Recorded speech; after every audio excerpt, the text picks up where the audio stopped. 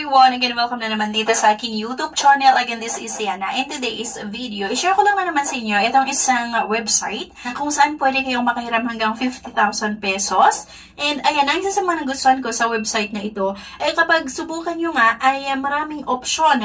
Marami silang option na ino-offer na kung saan pwede nating mahiraman. So, ang isa pa mga beshies ay less hassle na rin siya.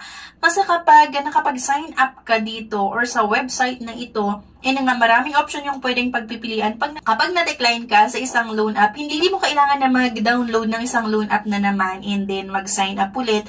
Tapos kapag nag-decline ay mag-download ka na naman or maghanap ka ulit ng ibang loan app. Tapos mag-sign up. At kapag decline, ay maghanap ka ulit ng ibang loan app. So, ang website nga na ito ay marami kayong option. Hindi nyo rin kailangan na paulit-ulit na mag-sign up. Kasi once nakapag-sign up na kayo, ay nandun na yung infos nyo. Pili na lang kayo kung anong loan application, kung anong website ang uutangan natin. Congratulations nga pala sa winner natin. Kaya kung bago ka pa lang dito sa aking YouTube channel, abay mag-subscribe ka na po para makasali ka sa ating pa-cellphone giveaways. Dahil nga po tuloy-tuloy ang pamimigay natin ng cellphone. Bilang pasasalamat ko na rin sa mga followers natin sa aking Facebook page, sa mga subscribers dito sa aking YouTube channel, at syempre sa mga nagpa-follow sa akin sa aking TikTok account. So, ang tinutukoy ko mga besya, itong si Loan Online. Nalaman ko about dito sa Loan Online, nakita ko yung isang odds, and ayun na nga, by the way, ilalagay ko yung link sa comment section at sa description below. Pwede nyo i-click yung link na yon at i-explore nga itong website na ito, itong link na ito, para makita nyo kung okay nga ba siya sa inyo. Kasi maaari na okay sa akin pero sa inyo ay hindi. So, bali sineshare ko lang yung experience ko.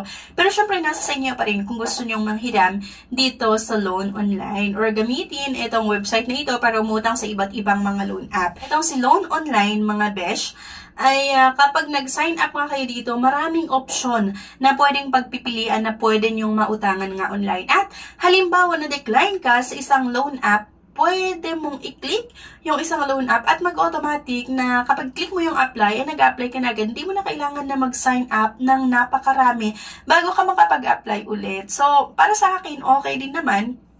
And makikita mo din naman yung interest, yung mga service fees, bago mo i-go yung loan application mo. At ang maganda pa dito, diba, sa website tayo mag-apply. Hindi na kailangang install yung app para makapag-apply nga. So, yun yung nagustuhan ko.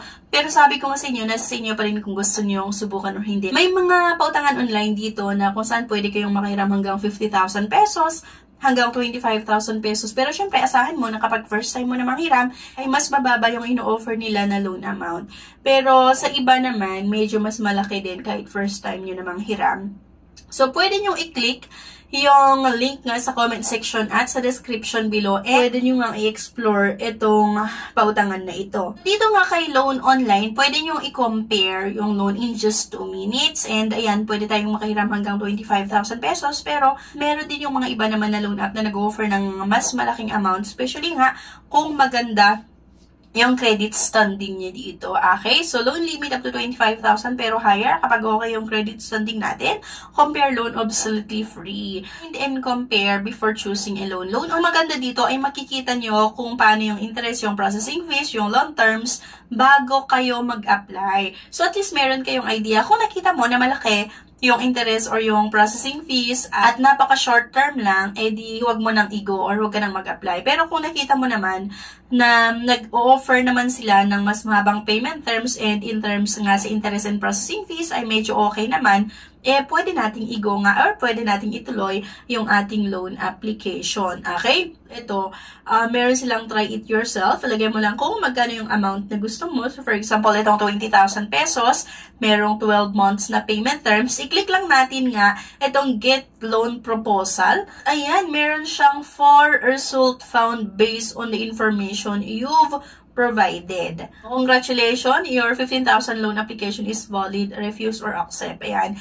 And for result found based on the information you've provided. In order to increase your chance of getting loan, you should apply to multiple companies at the same time. Pwede ka mag-loan dito sa iba't ibang mga loan app na makikita mo dito. Ito yung best offer na pinakita nga nitong si Loan Online sa akin. So, pwede daw akong makapag-apply kay MoneyCut hanggang 20,000 pesos. Repay 20,000 in 30 days. Pero, syempre, kagaya nung sinabi ko sa inyo na kapag first time natin na manghiram ay mas mababa talaga yung loan amount na naaprubahan. At nung sinubukan ko nga itong si MoneyCut before, parang nasa 600 yung in-offer nila sa akin na loan naman. Pero nung nag-reloan naman ako, medyo okay siya. Kaya lang, nasa sa inyo pa rin nga kung gusto nyo subukan kasi in terms of interest and processing fees, medyo malaki pa rin talaga. Meron silang unang loan na 0% interest. Decision in 18 minutes lang. At next dito na nire-recommend nga nitong si Loan Online, itong si Digido, na kung saan pwede daw akong makiram ng 10,000 pesos and merong 30 days nga na payment term, 0.4% per day na interest. Maximum amount nga ay 10,000 pesos kasi first time natin na umutang dito. Money dispatch up to 120 minutes. Next dito nga ay itong si Online Loan Pilipinas. Kapag first time natin na umutang ay pwede daw tayong makahiram hanggang 7,000 pesos lang. At ayan 0.7% per day interest and maximum loan amount nga ay 7,000 kasi nga po first time nga natin na umutang dito. At meron pa itong si Peso Ready. 7,000 pa rin yung in-offer nga nila na payment term. 0.7% per day nga na interest. Up to 48 minutes yung money dispatch daw or disburse up to 48 minutes. Dito sa Loan Online, para nga daw mabuo or makautang ako dun sa 20,000 pesos na gusto kong utangin, ay kailangan kong mag-apply sa different or iba't ibang pautangan online para mabuo yung 20,000 pesos. Kasi sabi ko nga sa inyo, kapag first time natin na umutang sa iba't ibang mga loan app or pautangan online, ay hindi talaga sila nag-o-offer ng malaking amount. Yun lang siya. And for example, dito sa Digido, kapag i-click natin yung apply now, syempre kailangan yung sagutan yung mga information or basic information, maglagay ng contact references, at syempre kailangan din natin maglagay ng ating mobile number. Once na i-submit nyo nga ang inyong loan application, magantay na nga lang kayo ng ilang minuto para i-process nila ang inyong loan application. So yun lang, nasa sa inyo pa rin kung gusto nyo subukan ito. Please don't forget to click the subscribe button. Sana like yung video at i-share nyo na rin. Thank you guys for watching and bye-bye. No time to apply for a bank personal cash loan? Yana's here to help you. I assist pre-qualified clients with basic monthly income at least 25,000 per month. Hassle-free at walang fee. Lahat ng process sa bank gagawin. 2 to 5 banking days lang approval. Loan up to 2 million.